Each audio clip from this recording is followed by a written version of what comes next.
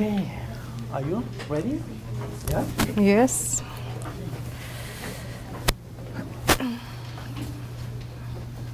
Oh, no, very good. So good afternoon, welcome. My name is Wolf Greenberg. I'm the director of the USC Shoah Foundation Center for Advanced Genocide Research, and it is my special way, and I will explain this a little bit later, to introduce you to our this year's Margee and Douglas Greenberg Research Fellow, and this endowed fellowship endows now for 4 years a trip of a PhD candidate working on a topic in Holocaust and Genocide studies to come to USC and work with the testimonies of the Visual History Archive of the Shoah Foundation. And Irina is coming to us kind of in a, let's say, difficult trajectory. She is coming directly from Berlin, where she works as a PhD candidate at the Technical University and the Center for the Research on Antisemitism. And the special pleasure is mine because this is actually the place where I got my PhD. Oh, wow. And also her Dr. Mutter, her PhD advisor, is a very deep and long-standing friend of mine. So that's why I really wanted to welcome her, especially here. So the working title of her PhD is Memory about the Holocaust in Soviet and post-Soviet Russian Discourses in World War II, specified on in the case of the North Caucasus. And I have to say the kind of difficult trajectory is here that she actually does her second PhD, because she is originally from Russia and did there an MA in sociology and later on PhD in St. Petersburg. And this PhD is not recognized in the Western world, and that's a little bit the difficulty of this trajectory. So that's why she decided to do a second PhD in Berlin, although she has already published 61 articles. So she is quite accomplished, and not only articles, but she also published several books. For example, The Memory of the Great Patriotic War in Socio-Cultural Space in Modern Russia in 2008 in St. Petersburg, or The World War II in Memory of Generations, which is a collection of papers published by her in 2009, or South of Russia in World War II, Path of Memory in 2011. So you see here the title and the accomplishment kind of, there is a gap between them. So welcome with me, Irina Rebrova from Berlin, or Russia, and South America. Thank you. Thank you very much. And first of all, I would like to thank the staff and the leadership of the Shoah Foundation for providing me this opportunity to conduct my research here at the center as a Greenberg Fellow. And unfortunately, my stay here was only 1 month long, but I managed to find answers to many of my questions. And to this end, I would personally thank to Wolf Gruner and Martha Stern and all the staff of the Center for Advanced Genocide Research for this opportunity, for helping me to conduct my research.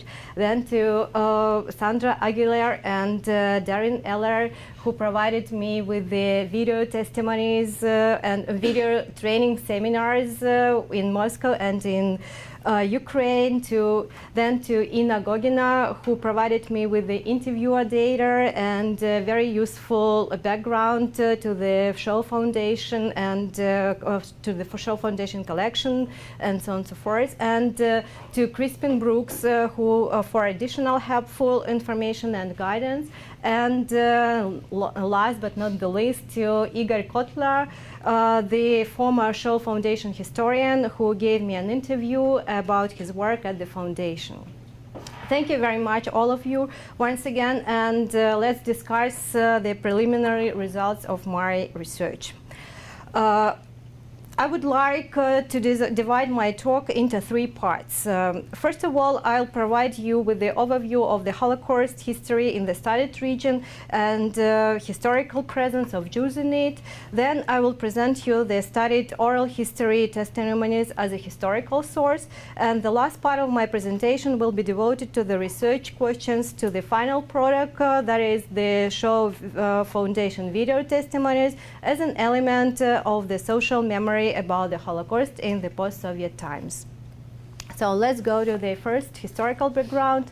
And North Caucasus, or south of Russia, I marked it here in yellow, in orange, so it's like Russia. And if you remember the previous talk by Geraldine, she marked the small Netherlands, and I need to mark the small region on the whole map.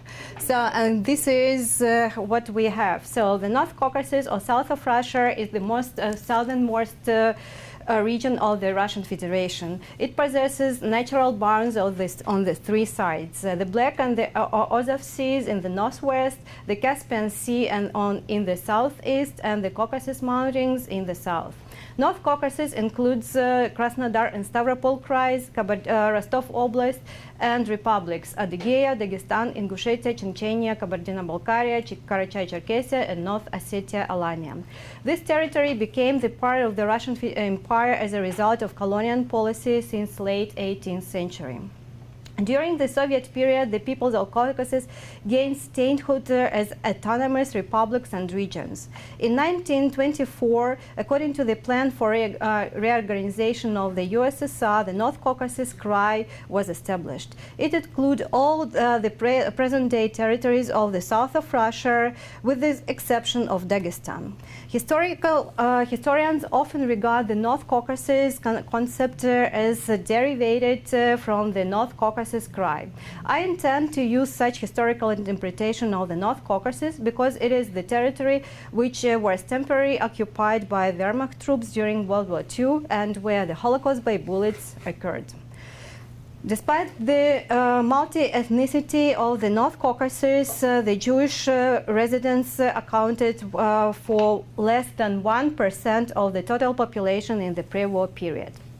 Historically, this territory was beyond the pale of Jewish settlement. Therefore, Ashkenazi Jews were forbidden to settle in the region before 1917. The only exception was very few cities of today's Rostov Oblast. After the Bolshevik Revolution, some Jews, mainly representatives of the intelligentsia, doctors, teachers, and scientists, migrated to the North Caucasus, mostly into industrial and resort centers. During the years of the Soviet power, the Jewish newcomers usually choose assimilation, and it helped many of them to survive the Holocaust and the occupation itself. Taking into the consideration the multi-ethnicity as one of the important features of the North Caucasian region, it should be noted that the representatives of several ethnic groups of Jews resided in the region in the pre-war period. Mountain Jews and Karaites lived here along with Ashkenazi Jews. The area of the traditional residence of Mountain Jews is the northern Azerbaijan and southern Dagestan, from where they have settled throughout the North Caucasus and primarily to the territory of the modern Kabardino-Balkaria and Stavropol Krai. Mountain Jews lived in special settlements within the mountainous regions, and their main occupation was rural economy. Several collective farms or kolkhozes of Mountain Jews were founded in late 1920s within the framework of the Soviet program of collectivization. There is no precise information of the number of Mountain Jews in the North Caucasus before the World War II. Referring to the study of Israeli historian Mordechai Altshuler, about 35,000 Mountain Jews lived in the territory of the entire Caucasus before World War II. Only a few Karaite communities were known in the North Caucasus in the pre-revolutionary period. The Soviet regime recognized Karaites as a separate nationality. According to the census of 1926, the number of Karaites residing in the Soviet Union was about 8,000 people, including about 350 people in the North Caucasus Krai, mainly in Krasnodar and Novorossiysk. As World War II broke out in the territory of the USSR, the North Caucasus became one of the important areas for the state program of evacuation of industrial enterprises, cultural and scientific institutes, and food supplies, raw materials, as well as population, including skilled workers. Alongside the more or less organized evacuation process controlled by the State Defense Committee, established on June 24, 1941, unorganized streams of refugees from the front line rushed to the south of Russia.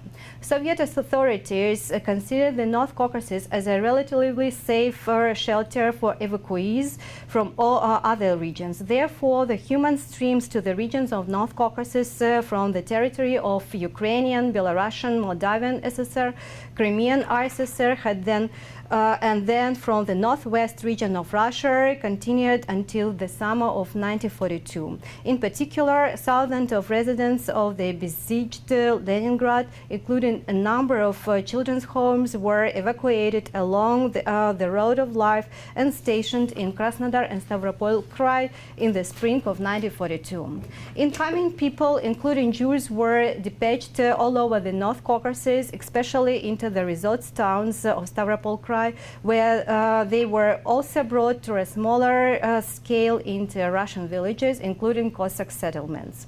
Most of the evacuees, especially when accommodated in the countryside, got work on collective farms, were involved in harvesting, for which they received a salary in the form of food and sometimes the opportunity to hold a small piece of land for private gardening. There are no relevant statistics on the national structure of the evacuees because the registration of the evacuees and refugees was an extremely difficult task in the wartime. The Jews who were evacuated to the southern Russia in 1941, early 1942, were mostly women and children, as well as elderly scientists and doctors.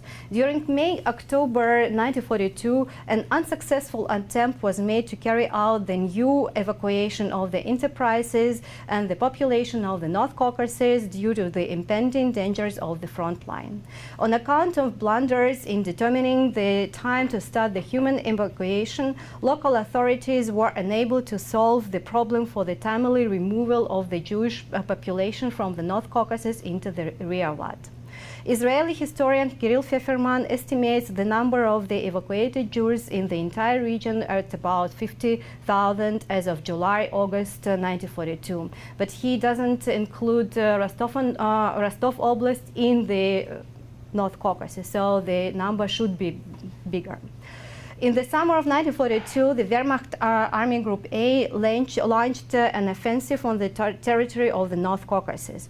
By the middle of the autumn of 1942, most of the North Caucasus was falling within the military-led regime known as the military administration, where the officers of the Third Reich headed regional and municipal commanders. The fact that the occupied territories were close to the front line, the late beginning of the occupation, its relatively short duration from several weeks to 6-7 months on the average, and dependence on the inside national hatred affected the Holocaust history in this region. The mass murder of the Jewish population in the region was held mostly under the direction of the SS Einsatzgruppe D with the help of the regular army troops. Recruited Soviet prisoners of war, along with the local collaborators, participated in those actions in many places of the North Caucasus. The most universal scheme can be singled out for mass killings of Jews in the occupied regions of the North Caucasus. A few days after the occupation, a large southern city or administrative center, the military commandant issued an order about the mandatory registration of the entire Jewish population. For this purpose, Jewish committees were set up in many cities under the chairmanship of the Jewish people who were respected in the city. A so-called appeal to the Jewish population consisting of the order to be registered as a Jew was issued on behalf of the Jewish committee as well. In some cities and districts of the North Caucasus, the Jews were required to wear distinguished signs, a 6-point star as armbands or as a sign on the chest. After the registration, all the Jews with the luggage from 20 to 32 kilograms were offered to come to a designated place on an appointment day and hour under the pretext of so-called relocation to the new safer place of residence. At the collecting stations, the possessions of Jews were taken away, and they were taken on the outskirts of the city or a village, and they were shot or poisoned. The tortured people's corpses were dumped in common graves, which were often dug by the local non-Jewish population, sometimes victims themselves or Soviet prisoners of war. After the mass killing of Jewish population, no later than 2 to 3 weeks after the occupation began, the Nazi authorities, with the help of local administration, continued to identify and shoot several certain groups of Jews already in individual order. The tactic of the fastest possible final solution of the Jewish question was adopted in the North Caucasus. Therefore, the ghettos were not identified here. The exception is the concentration of Jews in one building from a few weeks to 1.5 months in several regions in Stavropolsky Krai, sometimes using them in forced unskilled work. The fates of the mountain Jews and Karaites in the North Caucasus developed more successfully, although not everywhere. In those places with mixed Ashkenazi and mountain Jews population, like in Kislovodsk, Pyatigorsk, all the Jews were destroyed. The same fate befell the population of some mountain Jews collective farms in Stavropol Krai. The mountain Jews in Nalchik miraculously survived. By the decision of a specially created commission, they were left alive. According to the estimates of the historian Pavel Palan, about 3,200 mountain Jews were saved during the occupation of the North Caucasus, while about 700 people became victims of the Holocaust. The Nazis were uncertain whether the Karaites should be treated like Jews. Most of the Karaites, with a few exceptions, succeeded in surviving the German occupation.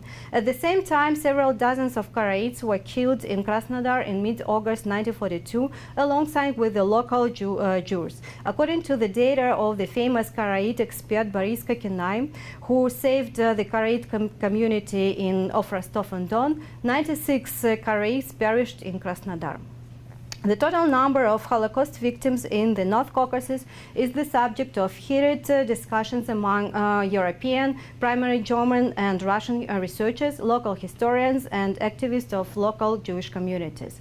The main source for counting the Holocaust victims in Soviet documents is Soviet documents, so primarily the reports of the Extraordinary State Commission or ЧГК. Overestimation and distortion of quantitative data, together with the fact that the final reports refer to so-called peaceful Soviet citizens as the main category of victims in the occupied territory, makes it difficult for historians to approach the objective data. The minimum and maximum data of the number of Holocaust victims for each region of the North Caucasus are given in considering the analysis of available sources and literature. If we take into account the data of the number of Holocaust victims in today's Russia, more than half of the victims are estimated for the North Caucasus. So you can see the numbers, and this is the tragic story tragic part of my presentation. Now we're going on to the second part, so that is the Holocaust survivors' testimonies, and I will discuss what kind of story we get from the Holocaust survivors. So I'm going to the second part. Using oral history testimonies with the Holocaust survivors, the researcher can better understand a model of civilian behavior towards the Jews during the war. It also helps to trace the channels by which the image of the Holocaust was formed in the post-war period, and to understand how individual and collective memory interacts in the testimony.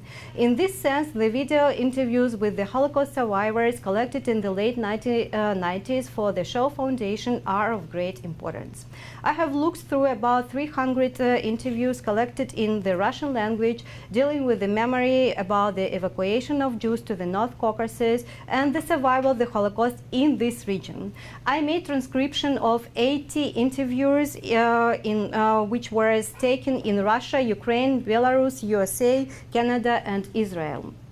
I choose these interviews among other 300 because they are about the life of Jewish survivors in the region, and the narrators told very clear stories about their past. To compare the interviews for Shoah Foundation, I conducted about 30 interviews in the North Caucasus during my research trip in 2013 to 2015. The local Jewish communities and local Jewish Hesed centers helped me a lot in finding the survivors who could give me an interview. The main criteria of interviews selection for my study were thematic peculiarities and geographical scope of the described events. I was interested in the stories of Jews who had been evacuated or fled into this region in 1941, early 42, and were able to stay along with the local Jews in the region during the Nazi occupation. Narrators could survive the Holocaust only because they could somehow manage to refuse the registration of the Jewish population. There is a large group of refugees and evacuees who got to the south of Russia in the second half of 1941, and after a short stay moved further to Central Asia or Ural regions. They had so-called transit memories about their stay in the North Caucasus, mostly very positive due to the warm climate and absence of hunger. I wouldn't analyze this group of stories because I am to trace the whole life of Jews in the region, including the most crucial period of the Nazi occupation when the whole spectrum of human behavior could be shown under the extreme circumstances. The narrators could leave North Caucasus for their native places during almost a year after the liberation of the North Caucasus. For coming back, people should have a special permission from the Soviet authorities, and this could take some time. The other reason of late coming back that was the former place of living, and that the place of former living was still under the occupation. The number of female narratives is nearly twice more than the males. This could be explained with the fact that men were struggling at the front. The most representative group of narrators were people born in the late 1920s, 1930s. During the war, most of them were children and teenagers at the age of 6 to 16. I will name this studied group of narrators as children of war. During the time of conducting interviews, all children of war were already retired persons. Almost all narrators had undergone higher education and gone on to have relatively successful careers. This success was strongly dependent on the way the post-war Soviet society accepted the Jewish origin of the narrators. Some of them needed to struggle a lot against the system. Most of others used to hide their Jewish origin. After the Soviet Union collapsed, very few of narrators decided to leave their motherland. They considered themselves aged people who didn't have enough energy to start a new life somewhere even in a better standard of living. Nevertheless, the next generations of almost all the narrators used to immigrate to the USA or to Israel in 1990s. The narration of the Jews who immigrated differs from the stories of those who could not or didn't want to immigrate. But these differences appear in the last part of the stories when the narrators talked about the post-war period and especially the post-Soviet period. Stories about strong anti-Semitism and in the USSR and more fortunate life after the immigration contrasted with the passive acceptance of the all-controversial Soviet history and claims to the poor old age in the post-Soviet countries in many cases. Oral testimonies are always stories about the perception of the past from today's individual perspective. As far as the interviews for the Shoah Foundation were conducted in late 1990s, when the economical crisis after the collapse of the Soviet Union was in the near past, Holocaust survivors who lived in the post-Soviet space talked a lot about their current life conditions. At the same time, narrative about the wartime experience appear to be not very different of those two groups of narrators. Although subjective, partial, and frequently fragmentary, the memory of children of war is an excellent historical source for social history and anthropology, shedding light on everyday life and permitting psychological and gender readings related to the history of World War II. As for my special interest in these testimonies is the wartime period of the life of the Shoah Holocaust survivors, I would like to point out several thematic groups of the narrative when we study the interviews as a historical source. And I will try to skip this part, and I will let you to read these quotations and do not follow these things. I will maybe comment it. So the first group are the stories about the evacuation of Jews to the North Caucasus. These testimonies are filled with the description of the life condition during the evacuation. Narratives of Jews evacuated to the south are characterized by a less detailed descriptions of their past in comparison with the life in a new place, and it is understandable because what they can find in the place of in their new place were much more harder than just the path to the evacuation. Second group is stories about the life of Jews in the occupied regions of the North Caucasus. The surviving of Jews in the occupied zones could be summarized into two cases. Firstly, it could be Jews of mixed ethnic marriages, and you can read this quotation. And secondly, Soviet non-Jewish population could help to survive Jews in the region. Sufferings during the evacuation and hiding always come along with the mentioning of Soviet local population who provide Jews with food and hiding places. These good Soviet people, mostly from rural regions, farmers with basic educational backgrounds, were always described very detailed, and narrators named them and said greetings towards them. The third group of stories are stories about the life in the concentration camps or ghettos in the south of Russia. I told you already that there were very few of them. So, usually founded Jews were gathered together in small houses after the mass killing, and they led to spend several weeks in the last period of the Nazi occupation in these collected places. Sometimes the Jews were kept together with the Soviet prisoners of war, and then the liberation camp came, and most of these camps were liberated. But we can't say that it was ghetto or camp, so it's not comparable with the situation in West Europe. And the last stories are stories about the witnessing of the parents, one or both or close relatives' death. To one narrator, and you can read this abstract, The story about her father's death became the main part of all her life. She was young enough to remember the events of the capture of her father, and of course she can't present it at the time of his murder. But she remembered the story according to her mother's stories and the witnesses of other people. During the post-war period, this woman tried her best to find out any official proof of her father's murder. And in the time of your own memory about this evidence, stratified with other testimonies and findings. According to the other survivor, she perished the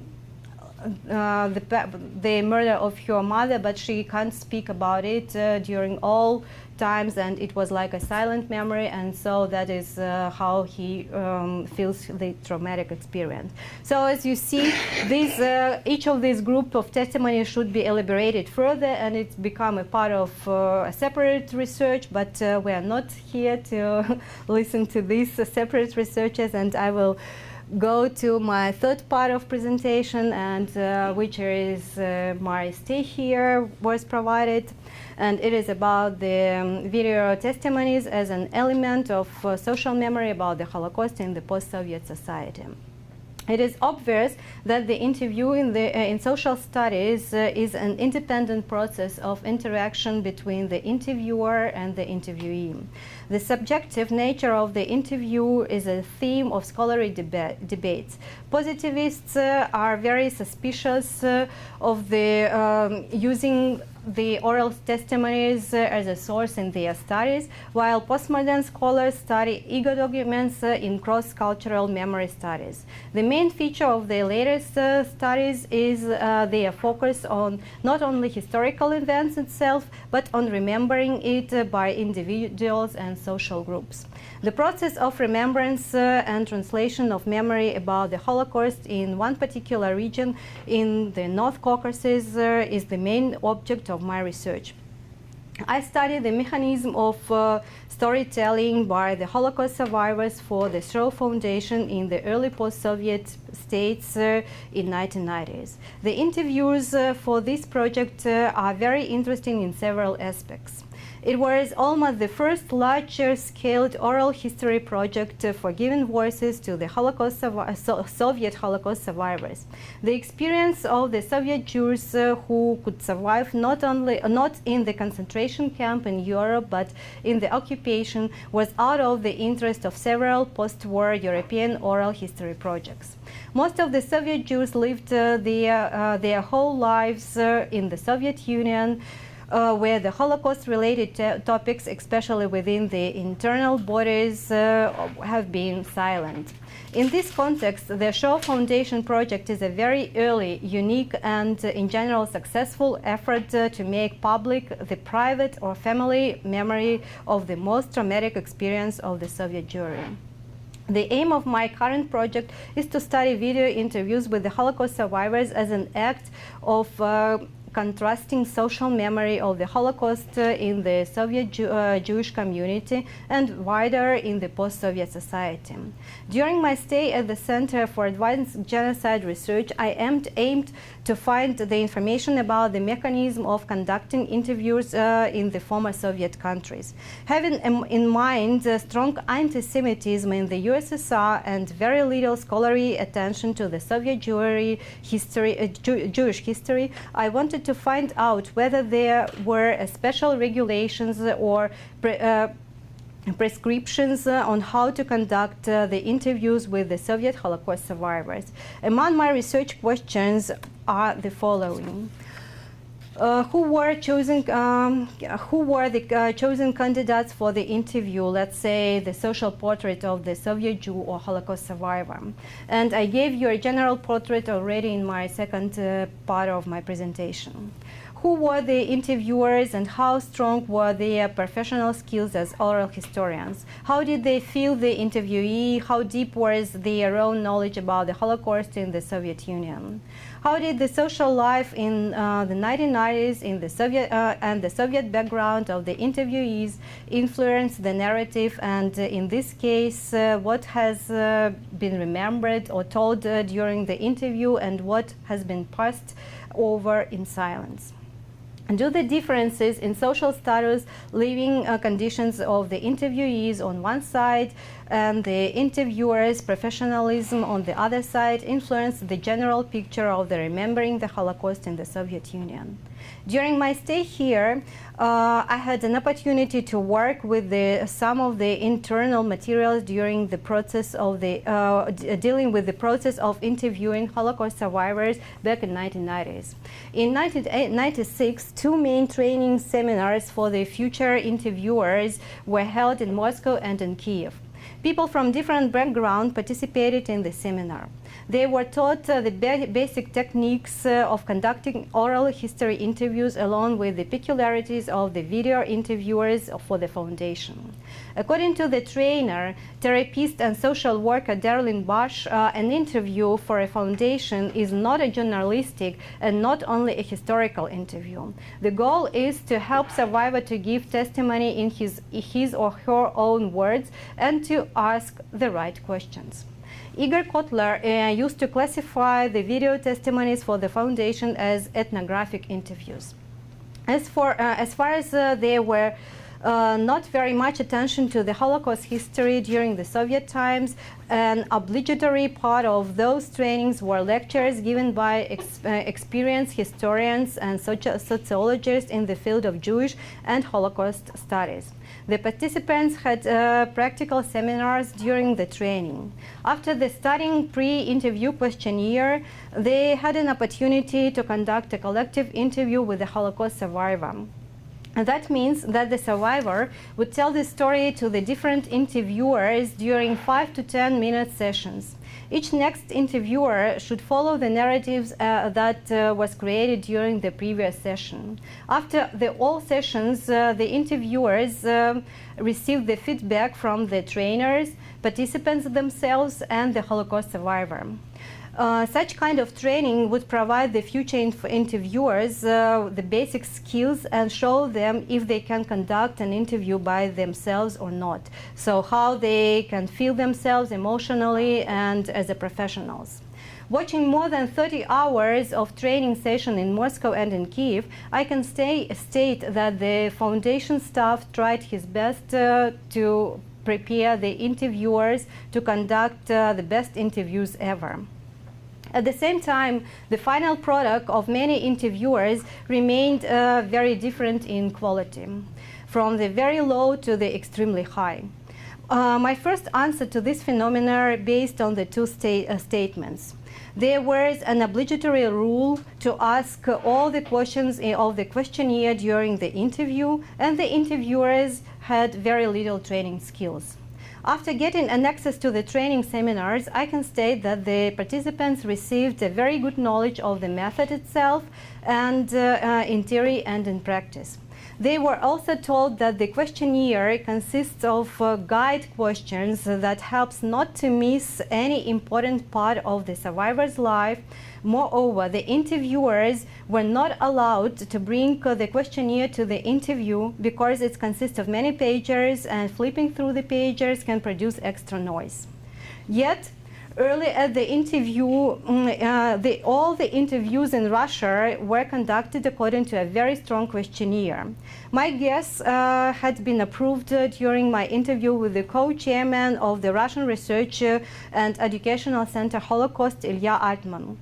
This center provided the foundation with the interviewers in Russia. It was Altman's idea to conduct interviews according to the strong questionnaire. This rule negatively impacts the narrative because sometimes narrators could not answer the questions, and in other cases, researchers miss the significant part of the narrator's personal experience because she or he hasn't been asked about it. According to Igor Kotler, a questionnaire was developed in order not to miss very important part of the survivor's life. Working as a historian in the 1990s at the Shoah Foundation, Kotler faced the problem of ignorance many of crucial parts of the Soviet Jewry experienced by the interviewers all over the world. So they developed a questionnaire should guide the interviewers and do not let them miss important part of the survivor's life. In reality, this questionnaire many times played a sick joke with the interview when the survivor had any unique experience that was not be covered by the questions. Constantly answering no on an endless stream of questions made the survivor feel himself useless, and so he or she didn't tell his or her own story. Here we turn to the other paradox of conducting video testimonies for the foundation. The common rule for all interviewers was to fill out the pre-interview questionnaire at least 1 week before the interview. The PIQ led the interviewer to know more about the survivor's story and to prepare him or herself for the interview, to make a research about the place of the survivor's hiding during the Holocaust, read more about his or her home city, etc. So again, the PIQ has a very positive meaning. In reality, sometimes we have a PIQ with no answers on nearly all questions, and then the interviewer asks the same questions during the interview. So we have again an interview with the relevant, important information, no relevant, important information need. To better understand the work of interviewers and to give them an opportunity to reflect on their work nearly 20 years after, I made a questionnaire for the former Shoah Foundation interviewers who conducted interviews about or in my studied region. Mikhail Tagli, the former interviewer, helped me a lot in formulating the research questions. So my questionnaire has several blocks. I'm interested in how the interviewers became the member of the project, what kind of knowledge did they have about the oral history before the project. The other block of questions is devoted to the mechanism of searching for the survivors, the attitude of the interviewers to the PIQ and the required questionnaire, whether it was helpful or not, what kind of difficulties they could remember, etc. Then I'm interested in the image of the ideal survivor in the memory of the former interviewers. Was it easy to talk to men or women, if they could remember any gender differences of storytelling, were they in touch with the survivors after the interview, etc. The very big part of my questions was about the professional activity of the interviewer after this project. I am interested in if they used the interviews in their own work, did they work for any other oral history project, and how they can estimate their own contribution for to the Shoah Foundation project. I received 5 different answers, but the answers together with the data I accessed here at the center and their interviews as the main result of their work allow me to make the main conclusion so far. I can state that every person has its own perception, or let's say intuition, how to conduct an interview, what kind of conversation during the interview it should be, a free narration or a questionnaire answer form, or domination upon the interviewee, or partnership, etc. The trainings and additional literature can improve the skills of interviewer, but in general nothing could change his natural character and understanding of his or her role during the interview. The great advantage of the Shoah Foundation collection is an incredible large book of collected testimonies, many of which were very well conducted.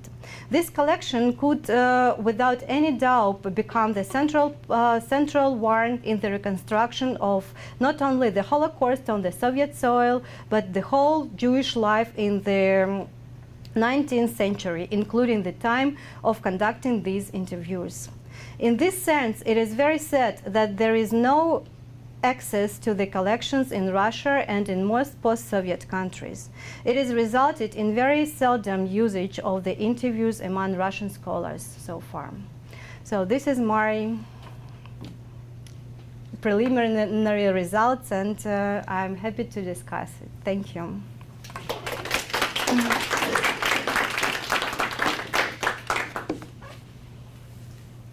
Thank you so much.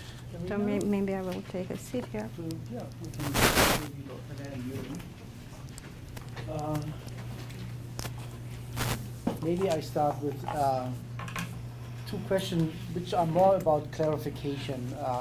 In the beginning, in your history part, there were two things I want you to explain a little bit. There was one mentioning of cars and gas chambers. Mm-hmm. So probably you mean gas vans? Gas van, yes. And this, maybe you can talk a little bit about it, because it's not well known that gas vans were used also at different sites except Serbia and the Vatican. So maybe you can share a little bit about this, because I read a biography about the architect of the gas vans, and in this they gave a number of 35 gas vans actually produced. So it was all, so this was a huge number, and nobody knows where they actually operated, and so this could shed some light of this. And the other one was on one slide you had the number former Soviet Union victims, 100,000, and I think you need to explain to the audience, because everybody probably expects the number might be much higher. So how do you come to this number? I think I know, but I think you need to explain this a little bit better. Yeah? Sorry?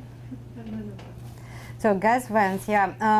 South of Russia was among the first regions where the gas vans were involved. And you know, during the Soviet time, there was a real myth that in Krasnodar, it was the first city where the gas vans, these mobile cars with gas inside, were operated. But it is not true, because we know the first place where it was somewhere in Western Europe.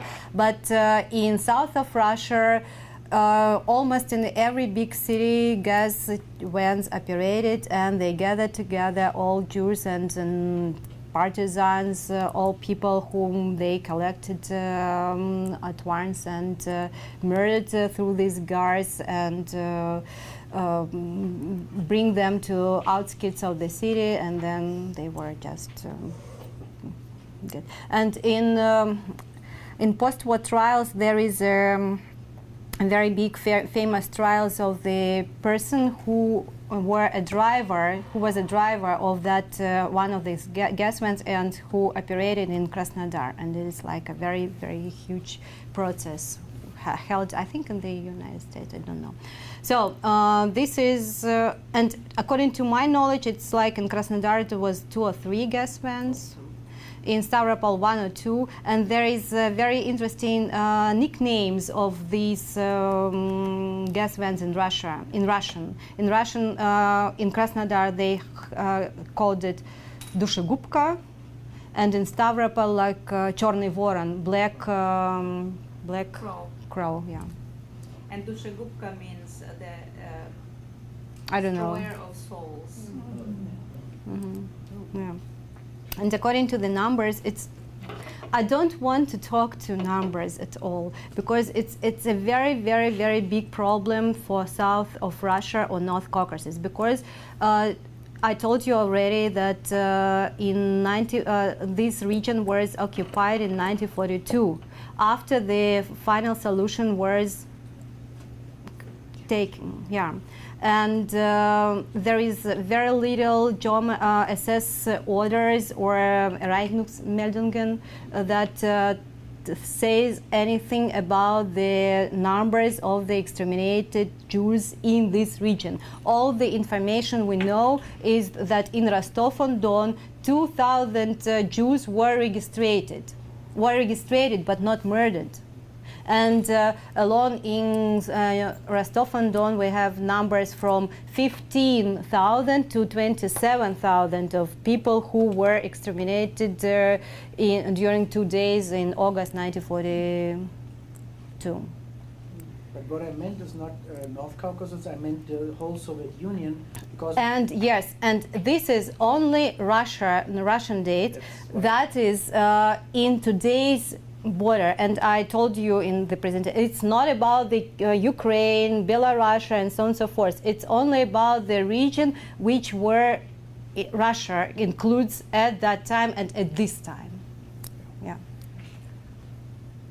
Little background on the gas vans. There is a story that Himmler came up with the idea of gas vans after hearing accounts from Einsatzgruppen in the Eastern Front being traumatized by shooting so many peaceful population in mass massacres. So he decided to come up with this less traumatizing way of killing for the members of the Einsatzgruppen. And who were the men involved who carried it out or thought it through? Is it the same group like, for instance, in Poland? And I find it very funny you call Western Europe what is for me as a Dutch person is Eastern Europe. No. For me, Western Europe, it's like all after the Russia. It's like. For me, it's like everything is east outside of. But if I will Germany. say East Europe, you will directly think about Poland. Yes, and when I think of yes. No, so I was just wondering who could answer that.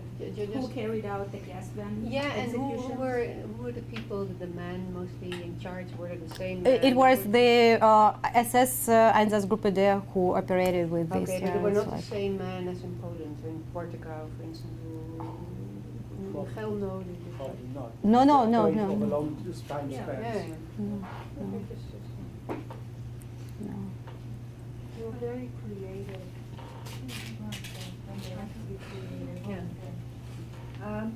Did you compare, as I understand you did compare, interviews that were conducted in the former Soviet Union and the United States, Israel, Australia probably. Did you notice any difference in methodology of interview or style of conducting interview between interviewer in former Soviet Union and Western countries? In the same languages. The same language, yes, but I would say the differences in the behavior of the interviewer themselves. So in Western countries, in Europe, in America, and in Israel, for example, they behave themselves like real stars, and they come to the survivor just to film the movie, which will be filmed and showed on the TV. So they present themselves like a real stars. In Soviet Union, they don't present themselves like a stars, because they never had this experience, and they feel themselves like normal persons. But the survivors themselves heard that Steven Spielberg was like a producer and director, and maybe they would become a part of the very big product and become a movie stars, So but it depends. It really depends on the personality. And I would really want to listen to your feedback about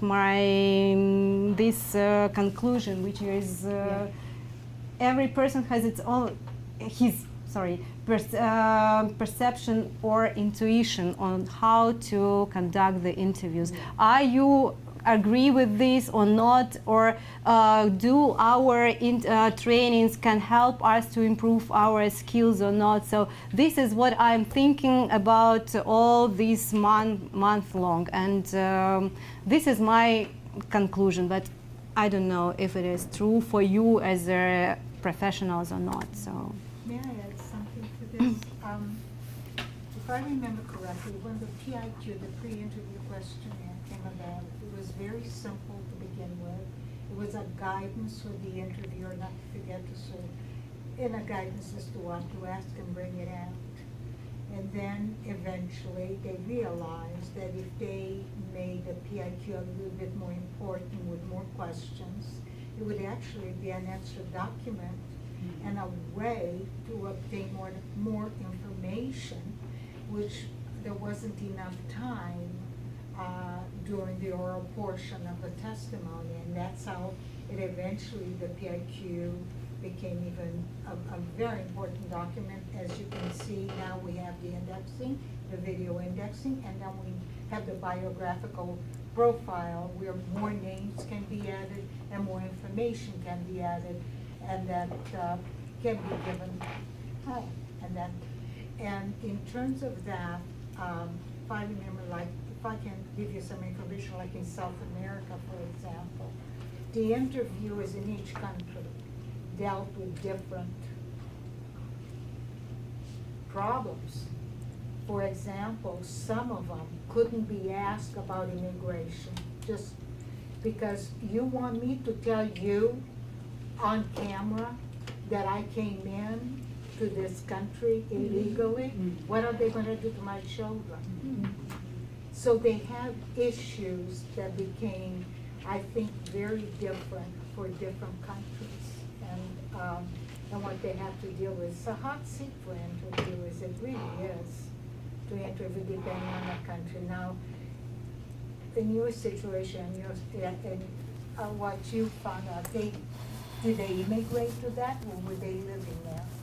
Did they have issues of immigration, that type of situation? And that's how interviewers had to adapt to the local situation on how they ask questions in many, many ways. Don't ask me that, don't ask me that during the interview. I'm not gonna tell you, I remember that. I'm not an interviewer, but I remember those issues that had to be dealt depending on the area that you were at. I think that in the case of the Soviet part of the interviews, it's the other problem. We know the history of, let's say, western part of former Soviet Union with the concentration camps, which were like the, let's say, western countries. And we have very little mass shooting except the Ukraine part, Babi Yar and so on and so forth. And the questionnaire was developed according to the everyday life of a normal Jew in shtetl, in the Jewish shtetl. And here I told you from the very beginning we have less than 1% of Jewry in the pre-war time, and they were not the part of this particular country, of this particular part of the country. And the occupation started in 1942, 1 year later. They don't want to establish concentration camps. So if they follow these typical questions, they will receive no, no, no, no, no. And what kind of my experience? I hide all over the time, and I need to go from one place to other, and even to live in the forest for a long time, or and I never meet partisans and so on and so forth. So I am an exception, and this questionnaire didn't cover my questions, my own experience. And I think that the good interviewer should mention that on the pre-interviewer process and conduct the other questions, get an access to the internal story of the survivor. Well, I would like to say a good word for some interviewers that did that, what you just said. Yeah, For some of example, them, yes, of course. I can give you a great example, and it has to do with interviewing in Ukraine. I don't know the interviewers, I haven't watched the training sessions for the interviewers in Ukraine, and so I don't know if they had a specific guidelines on whether or not to ask a question about the Ukrainian famine. So as you know, Ukrainian famine.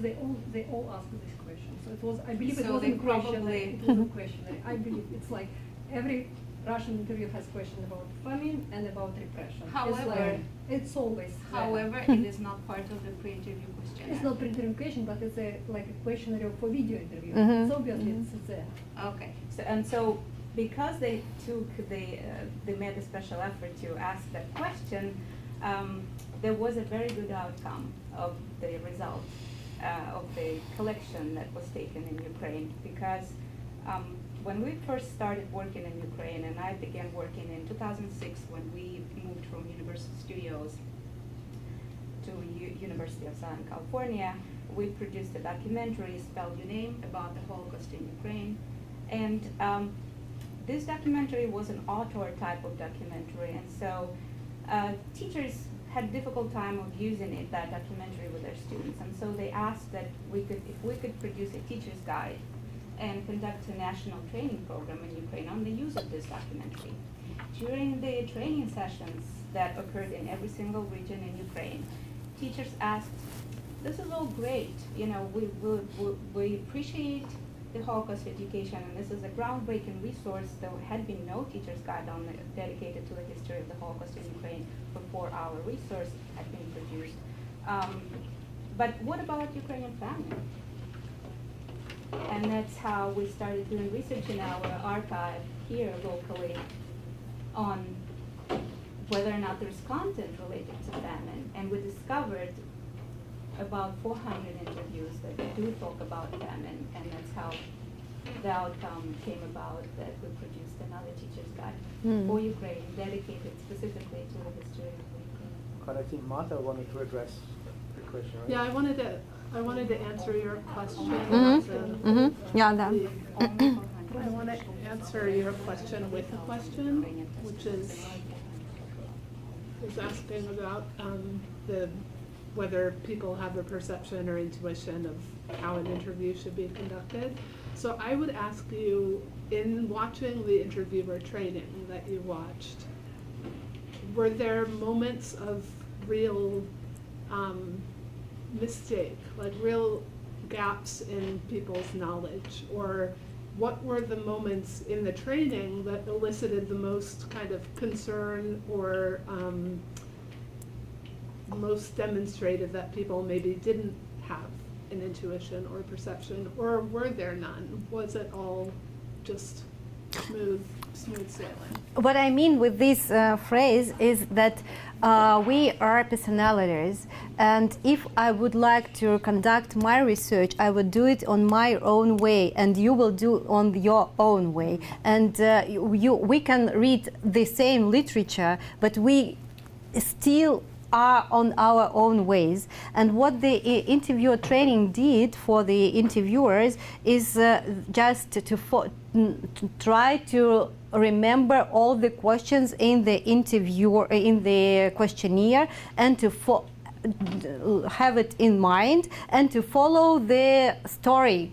And if the storyteller goes so fast, he is so fast in his narrating, the interviewer should stop him or just ask right questions. And this is the theme of main critic of the trainers, who told me, oh, you didn't ask the name of the father's father of this survivor. Why didn't you? And we should know this name. So it was like this stuff. But how they behave themselves, how they interact with each other, they never discuss these things. Never. I would like to get into more detail about that also, because somehow we perceive that also the form of doing interviews has changed during the time in the last 20 years, how you approach, and having worked with biographical interviews for a very long time, I see the differences, how it was at the beginning, and how did you understand conducting a biographical interview in today's days, or doing oral history before and now. And that's why I'm also interested and very curious and very thankful that you present something on that, because I have two things that I wanted to mention. One, I help also with the collection of the Guatemalan interviews, and the procedure, how the approach was even also different than what, for example, Ita was also mentioning before, having done in Latin America. And it's interesting to see then how they did then in Russia, etc. But on the other side, I also would like to hear then which differences, or how you compare the interviews you conducted yourself with the biographical interviews in comparison with the ones you have seen in the Shoah Foundation. It's an interesting question because I conducted my interviews with several Holocaust survivors who gave the interviews for the Shoah Foundation, and maybe in the future I will write something about it, because all of these Holocaust survivors, let's say, become not famous, but they remember their stories, and they try to show these stories, to share these stories not only with the professional historians or people who conducted the research for the history, but with the journalists, and they give the public lectures, and even they go to the schools and so on and so forth. So, and this is one side of our research. So how one person, a Holocaust survivor, can retranslate the narrations to different person, and how we can just find the gaps, or find the differences, or find the similarities of what we have heard from him in different situations. This is one part, and I need to think about it because I don't have an answer. We need to check the particular narrative and to follow the things. The other thing is, again, to this question, I have my own way of conducting interview. I let people always tell their stories, and I ask with a very big, this is like a biographical interview. I ask with the intro question, so please tell me about your whole life, but I'm most interested in your wartime period, but you are welcome to share your story. And then they will speak about 1 to 2 hours, and then I always make notes, and then at the last time and the last part of the interview, I come back to ask questions about what I didn't understand, but I never interrupt them. I never do it. In some cases, and very seldom, it appears that a lot of Holocaust survivors who were children at that time never shared their experience with someone else, and the Shoah Foundation in the 1990s didn't find them, and I was maybe the first who wanted to share, to listen to their stories, because they never accepted money, and they never received money from any kind of European organizations, because they can't even simply prove their stay at the house with prisoners of war, and no one can understand, no one can give a proof, because there is no German recorders of this particular small house where they were kept for 2 or 3 weeks before the liberation. So it's very not very simple to use. So, and if you come to this person and let them to speak for 2 hours, they scare it, and they consider themselves like a little person who never shares their own experience, and their experience is not very useful for the community, for the whole world, because there are a lot of other people who did it for them, you know. And in this case, I need to ask the questions just to start the conversation, like small questions. But then at the end, they wanted to share, and they speak a lot. Shoah Foundation interviews conducted according to the questionnaire. We can talk a lot about if they have a strong questionnaire or not very strong. So if they let the survivors talk a lot or just interrupt by the question, but still they have an aim, and they have a rule, a strong rule, pre-war, war, and post-war time, and they needed to be in this frame. So this is the main difference of my perception of what oral history interview is and this. But I don't say that it is not, this is the best and this is the worst interview. So it's not the aim, you know. These are two equally valuable approaches in the field of oral history. There is a structured interview, and then there is a free-form oral history interview. So each of them has their own advantages. But what I'm thinking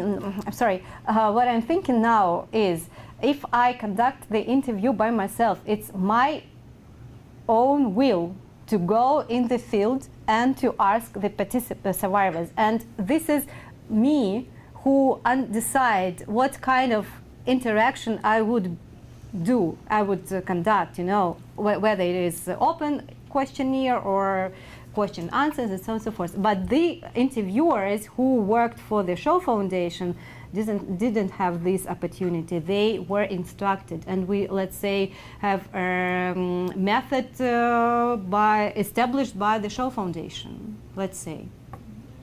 So I just wanted to make an observation, sort of a big picture observation, that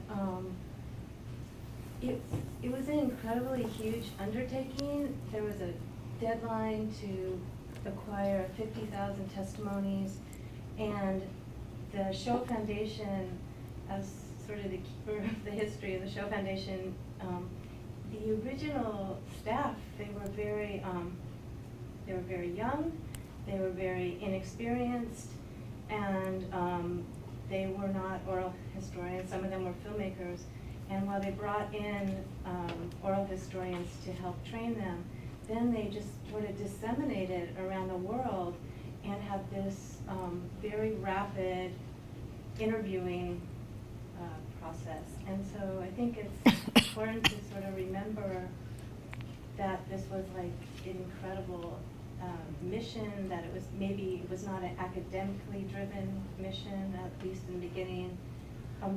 You guys might say differently, but that was just my observations of viewing all these videos. And well, I think they were pretty selective in terms of hiring interviewers, and Ari this would be very more to interesting. that because I think he read that effort of. no, I'm not saying that there was no methodology, but it was just a very rapid fire enterprise. Let's get them on tape. And Yeah, it was a deadline-driven project, for sure. And- Get them on tape. But I think we should structure this a little bit better, not that everybody talks. May I just ask a follow-up question? Because I think when you think about the interviewers, sometimes now we get a lot of, let's say, there is a lot of critique about, let's say, individual interviewers. And this is because there's more academic exposure now, because 10 years ago, let's say, there were a few scholars working with the testimonies. Now we have dozens and dozens.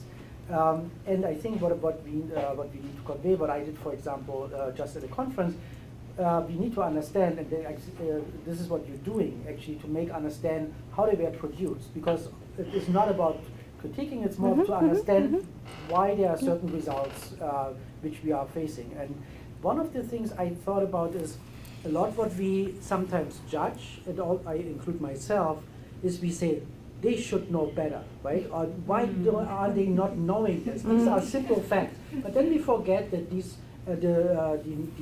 historical knowledge actually grows over time. In the 1990s, our knowledge about the Holocaust was so much more reduced than it is today. So sometimes we think with our knowledge today, looking back at these interviews and saying, they should have known this. But at this time, there was not, let's say, first of all, not in the specific historical circles who would specialize on the Holocaust, much less in the public, certain things known. And so I think what I wanted your kind of elaboration on is, can you give us a little bit of sense, when you look into the training, what is your sense from today's standpoint of view?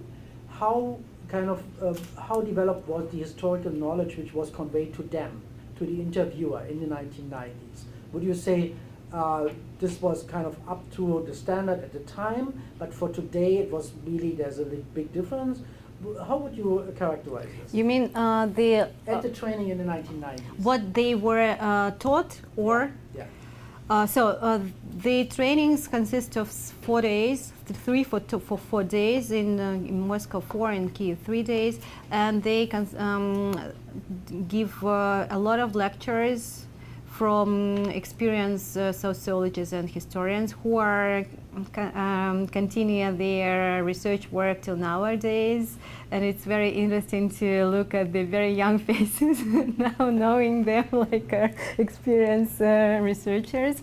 And what they presented, it's like a series of lectures, like a background of what the Jewish life was back in Russian Empire, in Soviet times, what kind of anti-Semitic problems Soviet states faced too, and what kind of Holocaust history we have. I wouldn't say that our Russian, let's say Russian research academia experienced or made several more steps forward back in comparison to 1990s. I wouldn't say, because it is it's another problem, because in Russia we have only one Holocaust center, which was founded in 1992, and it works till nowadays, and it is only one center for whole Russia to conduct the research about the Holocaust. Do you think it's enough? I wouldn't. So, and they conduct they organize different conferences. They ask famous Holocaust researchers to come to have a lecture and so on and so forth. But what they are interesting is just to give a simple knowledge to the school teachers, to involve as more teachers as possible, to let them to teach Holocaust in the classroom, because there is no official program. Then, okay, we have the word Holocaust in the educational program standard, but it is only one word. And it is included in the theme Second World War or Great Patriotic War, let's say. And do you think that the teacher in the classroom would like to explain what Holocaust is in comparison with the patriotic things and heroic things and so on and so forth? So in this sense, I wouldn't say that we are in a great progress, I mean in Russia itself, but who knows, in comparison with the other, the way they presented the oral history as a method, I would say it's like the method that investigated the Shoah Foundation to understand the whole life of Jewry in the 20th century, and they developed these questions for that. So. Very much, very interesting and very helpful for me for my own research also. Was it my turn? Yeah. Okay. Yeah, I know. Thank you. I know it was very good. I had just a few questions, but so many, so we will have lunch or coffee some this week also, because otherwise I take all the time. But I was just wondering. Because of this narrative, I think every country has its narrative. I think if I think about the Netherlands, they also have, the Dutch people also have the narrative. So the interviewers, they also have the narrative of Vincent Heiding and Anne Frank, etc. So that's the story. And perhaps that changes the more the interviewers, the more scholarly research is done. So the more the interviewers can be schooled at all. Could be.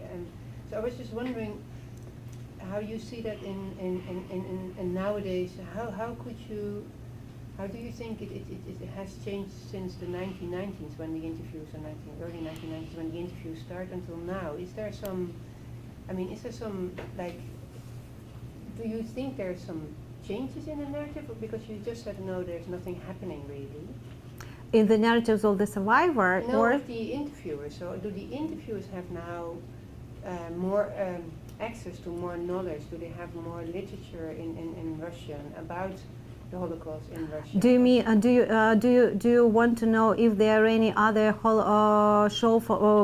Holocaust survivors projects held in Russian, or just interviews? If you know of there is no.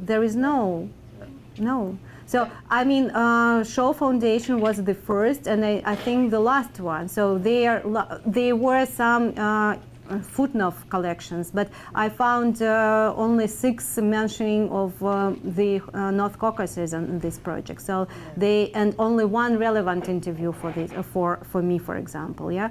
I don't know if someone collect any interviews with Holocaust survivors except me, but I am a private, person. How do people look for you? How do they look at your work, or is there some? No, yeah. No, but is it accepted? Is it, for instance, do you sometimes get comments of your friends or people around you, or? I live in Germany now, sorry. So they don't know. No, there is a very good center in Russia, in Moscow center, which is called CEFR, and they organize a very interesting conferences, and you are all welcomed, because the Russian language is not the main language. You can speak English also, and you present in English, and they are interested in Jewry, in history of Soviet Jews, let's say, and Holocaust history is not the main object to them. So it's like they do know what about something about the Holocaust, and they if they speak to the Jewish to the Jews about their life in the small shtetl, maybe this theme can occur in the narrative, but it is not the main objective of their story. So it's not, Russia and post-Soviet country is not compatible with the West Europe, let's say, in this Holocaust memory. It's not the same. When I started my PhD program and I wanted to write about the memory politics of the Holocaust in the North Caucasus, my colleagues told me, "Are you crazy? Do you think that someone has a memory about the Holocaust? What are you thinking about?" It's like, let's go to the field and ask the people in the field, do they know the name of the Holocaust? What it is? But okay, but I can say, I can say that there is a memory, and I write thesis. But you need to be very deep in the region. You need to look at any possible levels, and you need to be able to find under the peaceful Soviet citizens the memory of the murdered Jews, under the people who work in the schools with the children, that they pay attention to these particular topics, and so on and so forth. You need to conduct a very, very, very big research about it. Have you heard of a recent effort of the Jewish Museum and Tolerance Center in Moscow of conducting? Yeah, but Crispin told me that this project was not successful, and they made only 3 or 5 pilot interviews, and that's it. Yeah, I remember looking at those, and I wondered what came out of it. No, nothing. Okay, thanks. Considering exactly what you said right now, the interest or the memories, the collective memories about the Holocaust not being existent or being silent, I'm interested to see, because when you conduct interviews and ask people about what you remember, it's always shaped depending on what also collectively is being told. And even though if each person is going to tell their own perception and version, those who repeat normally history or their history publicly, they have a certain form to tell, a certain rhetoric, a certain way to of course impose or whatever they know exactly. But also asking people who are not used, and maybe they're telling for the first time their story and such, being asked about their experience, their biography itself, they create a certain narrative. What were your experience about this narrative itself when you conducted the interview? Were there, sometimes you have, at least what I have seen is that they have an aha moment, this surprise moment when they tell their stories, and their own life becomes something new for them, a self-reflective position. So how was your experience conducting your interviews? Before I turned to the Holocaust history, I conducted a lot of interviews about the everyday life in the occupation with the people who lived there. So it was not Jews, just locals who experienced the occupation. And if you talk to them, and even if you talk to the former Soviet soldiers, they produce you a very, very important in today's Russian narrative about the heroes and glorification and so on and so forth. So what they knew from the television, from the state narrative, they produce it in their own narrative. In the sense of Holocaust survivors, their experience would never be of great importance to the state. So they have a unique experience, and even those who never gave an interview to Shoah Foundation or whatever, they talk to me for the first time in their own words, and they construct their interview, their memory, like their testimony as a live testimony, let's say, yeah. But this is not the first constructed story at all. These stories were always discussed in the family cries, in the Jewish communities, and if you work with the Jews who survived the Holocaust, their experience was accepted and was rethought through in these communities, in Holocaust in Jewish communities or in families. So they can share their memories in a very, very good way. And in comparison with the children of who are not Jewish origin, they produce completely different narratives. They tell you and they were not educated persons. And if you talk to them to share their experience, and if you go to the very deep village, you can receive very, very strange narrative, and you never understand what's going on with them because they never have enough ability to talk to someone about their own experience. In comparison with the Jewish Holocaust survivors, they all are educated. Most of them were educated, and most of them reflected on their own life. And this is not a very big strange thing just to share their experience with someone who comes to.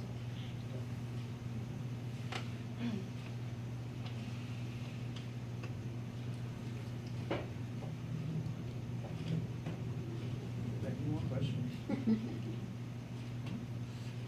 Then I would say thank you, Irina.